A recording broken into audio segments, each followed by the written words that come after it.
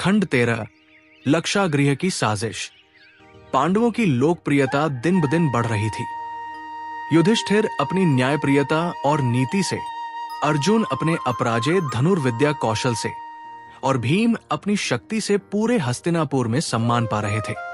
ये सब देखकर दुर्योधन, शकुनी और कर्ण को गहरी जलन होने लगी। शकुनी ने दुर्योधन को उकसाया, जब तक पांडव जीवित रहेंगे तुम हस्तिनापुर के सम्राट नहीं बन सकते।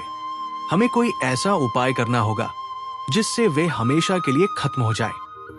तब एक घातक योजना बनाई गई, लक्षागृह की साजिश।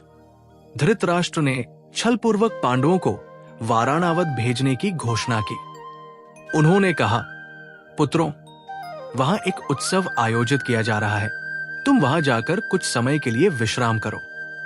हालांकि विदुर को इस साजिश की भनक लग चुकी थी।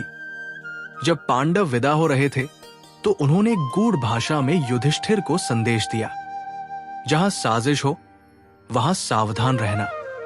यदि कोई घर अत्यधिक चमकदार हो लेकिन उसकी दीवारें नरम हो तो समझ लेना कि उसमें कुछ अनहोनी है।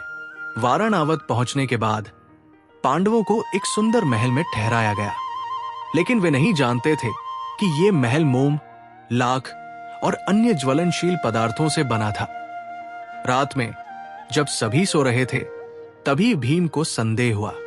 उन्होंने दीवार पर चोट मारी और देखा कि वहां से मोम गिरने लगा। तब उन्हें विदुर की बात याद आई। ये एक षड्यंत्र है। विदुर की मदद से पांडवों ने रात के अंधेरे में एक गुप्त सुरंग तैयार की और जब सही समय आया उन्होंने खुद ही लक्षागृह को आग लगा दी और सुरंग के रास्ते से वहां से भाग निकले। सुबह जब कौरवों को खबर मिली कि लक्षागृह जलकर राख हो चुका है तो वे खुश हो गए, ये मानकर कि पांडव मर चुके हैं।